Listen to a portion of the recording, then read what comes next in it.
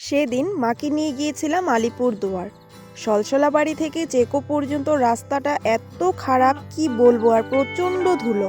যাই হোক, আলিপুরের কাজ শেষ করে আসার সময় ঢুকেছিলাম মাসির বাড়িতে।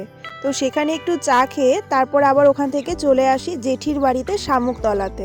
অন্য সময় তো আর যাওয়া হয় না, তাই ওদের বাড়ির সামনে দিয়েই যেহেতু যেতে হয়, তো আসার সময় একটু ঘুরে এসেছিলাম। যাই হোক, জেঠির বাড়িতে এসে বোন আমাকে দেখাচ্ছিল ওর গাছের ফুলগুলো, কি কি গাছ লাগিয়েছে, আর মা ওদিকে জেঠির সাথে গল্প করছিল।